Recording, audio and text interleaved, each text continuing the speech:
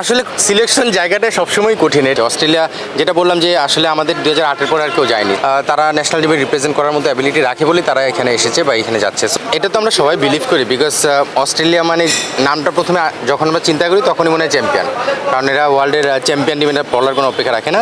তো সেই জায়গা থেকে এই ধরনের দলের সঙ্গে খেলা বা এই ধরনের দলের প্লেয়ারদের সঙ্গে খেলা, পাশাপাশি ওই কন্ডিশনে খেলা, এই প্রতিটা জায়গা থেকে আমার মনে হয় যে এটা বেশ ভালো একটা এক্সপিরিয়েন্স যেটা আমাদের প্লেয়াররা গেদার করতে যাচ্ছে। এবং এটা লম্বা সময় অপেক্ষার পরে 2008-এ আমাদের বাংলাদেশ টিম লাস্ট গিয়েছিল, তারপরে লম্বা সময় অপেক্ষার পরে আমাদের দল আবার যে কোনো মানে স্টেজের টিমই হোক না কেন অনেকদিন পরে যাচ্ছে। সো সেই জায়গা থেকে এটা অবশ্যই তাদের জন্য ফার্স্ট এক্সপিরিয়েন্স, এবং আমি আশা করছি যে এই এক্সপিরিয়েন্সটা তাদের খুব ভালো কাজে লাগবে। আপনি খুব ভালো বুঝবেন ক্রিকেটারদের মধ্যে এক্সাইটমেন্ট কতখানি। আমরা জার্নালিস্ট কিংবা সাধারণ দর্শকরা খুব বেশি এক্সাইটেড, অস্ট্রেলিয়া খেলবে।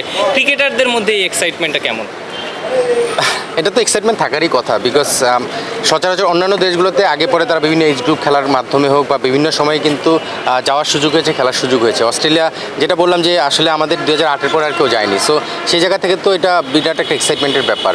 আর টিমটা যখন অস্ট্রেলিয়া, সেই জায়গা থেকে অস্ট্রেলিয়া দেশের নাম যখন আসে তখন সেই এক্সাইটমেন্টটা কাজ করাটাই স্বাভাবিক।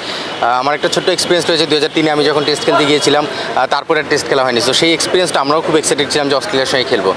যদিও আমাদের অপেক্ষাটা এত লম্বা ছিল না, 2000-এ আমরা যখন স্ট্যাটাস পেলাম, টেস্ট স্ট্যাটাস পাওয়ার 3 বছর পরে আমরা খেলতে গেছিলাম, বাট এবারের অপেক্ষাটা লম্বা, সেই জায়গা থেকে এক্সাইটমেন্ট অবশ্যই কাজ করছে।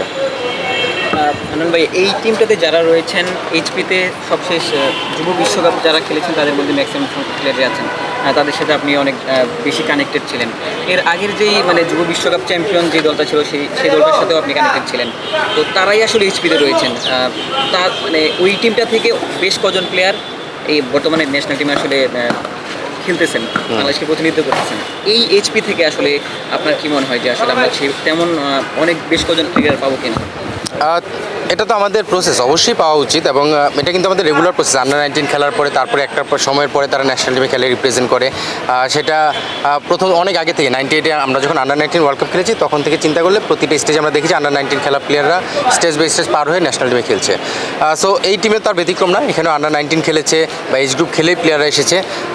তার বাইরে কিছু প্লেয়ার নেই তা না, তার বাইরেও কিছু প্লেয়ার রয়েছে, বাট এটা আমাদের রেগুলার প্রসেস। এবং যেহেতু এটা ডেভেলপমেন্ট প্রোগ্রাম বা ডেভেলপমেন্ট প্রসেস, সেই জায়গা থেকে ডেভেলপমেন্টের পার্ট হিসেবে তারা যাচ্ছে, এবং তারা ন্যাশনাল টিমে রিপ্রেজেন্ট করার মতো অ্যাবিলিটি রাখে বলে তারা এখানে এসেছে বা এখানে যাচ্ছে। সো আশা করছি যে অবশ্যই তারা বাংলাদেশ টিমেও রিপ্রেজেন্ট করবে ইনশাল্লাহ।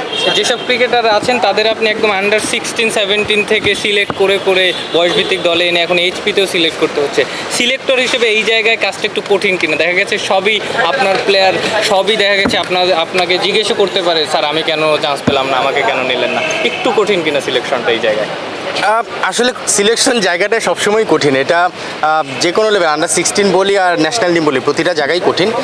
বাট এই কঠিন চ্যালেঞ্জটা নেওয়ার জন্য আমি নিজেকে প্রস্তুত করার সুযোগ পেয়েছিলাম এজ গ্রুপ কাজ করার মাধ্যমে। আমি 8 বছর সেখানে কাজ করে এক্সপিরিয়েন্স রয়েছে। আর যেটা আপনি বললেন যে এই প্লেয়াররা ম্যাক্সিমামই এজ গ্রুপ খেলে আসার কারণে আমার সঙ্গে সেই অ্যাটাচমেন্টটা রয়েছে। আমি সবসময় একটা জিনিস করার চেষ্টা করি, কাউকে দলে চান্স পাওয়ার কারণটা এবং বাদ পড়ার কারণ, দুইটা জিনিসই এক্সপ্লেন করার চেষ্টা করি।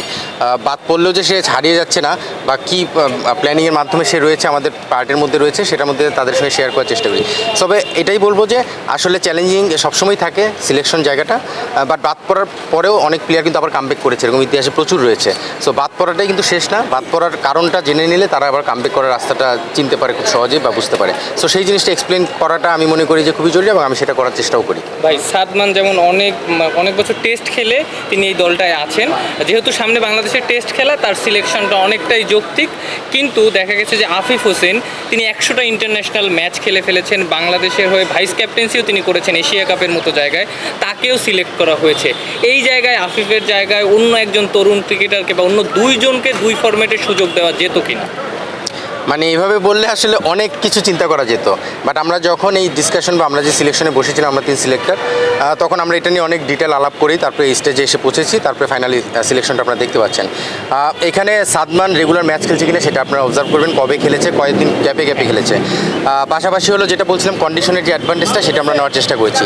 পাশাপাশি আরেকটা বিষয় আপনি যেটা বলেন আফিফের বিষয়টা, আফিফকে আপনি দেখবেন রিসেন্ট পাস্টে কিন্তু ইন্টারন্যাশনাল ম্যাচের থেকে বেশ দূরে রয়েছে। ওয়ার্ল্ড কাপে সে টিমের সঙ্গে গিয়েছে, বাট ম্যাচ খেলার সুযোগ হয়নি। তারপরে যদি আপনি দেখেন আফিফের কেরিয়ারটাও যদি দেখি, কতদিন সে কন্টিনিউ ম্যাচ খেলে গিয়েছে, সংখ্যাটা হয়তো অনেক, আপনি 6 বছর বছর 7 বছর ইন্টারন্যাশনাল খেললেও আপনি 7 বছরের একটা প্লেয়ারের ম্যাচ সংখ্যা কিন্তু আরও অনেক বেশি হওয়ার কথা। সেখানে কিন্তু আফিফের ম্যাচ সংখ্যাটা কি আসলেই ততটা? সো এইসব বিচার বিশ্লেষণ করেই আমরা সিলেকশনটা করার চেষ্টা করেছি। একটা ব্যাপার কিন্তু ভাই, আফিফ কিন্তু বাংলাদেশের টানা সবচেয়ে বেশি টি-20 খেলা ক্রিকেটার, টানা 61টা ম্যাচ খেলার পরে তিনি বাদ পড়েছেন। তো এই যে ব্যাপারটা বললেন, এটা কিন্তু ওনার ক্ষেত্রে একটু খারাপ না, এখানে কিন্তু আমি শুধু টি-20 মিন করিনি, আমি ইন্টারন্যাশনাল ক্রিকেট মিন করেছি। যেমন এখানে কিন্তু সে ওয়ানডে ক্যাপ্টেন আমাদের, সে ওয়ানডে খেলছে, টি-20 খেলছে।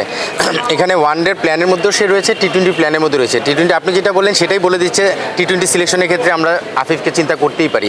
61টা ম্যাচ খেলার পরে কেন সে দলের বাইরে, এই জায়গাটা মনে হয় সেই জায়গায় নিজেদেরকে আবার প্রমাণ করার সুযোগ। তো সব জায়গা থেকে চিন্তা করলে আমার মনে হয় যে আফিফও সেই জায়গাটা নিজেকে প্রমাণ করবে। Thank you. ভাই টি-20 ফর্ম্যাটটা সবসময় একটু উইকেট সাইডে আছে, রিসেন্টলি বিশ্বকাপ শেষ হয়েছে, টি-20 যেহেতু দেশের টিমগুলোর সাথে খেলবো, এটা আসলে কতটুকু হেল্পফুল হবে আমাদের জন্য? এটা ডিফারেন্ট টিমের সঙ্গে যখনই একটা টুর্নামেন্ট খেলা হবে সেটা চ্যালেঞ্জিং এবং একটা এক্সপিরিয়েন্স। তো সেই জায়গা থেকে আমার মনে হয় খুবই ভালো একটা কম্পিটিশন হবে এবং সেখান থেকে আমাদের প্লেয়াররা বেশ ভালো এক্সপিরিয়েন্স গেদার করবে।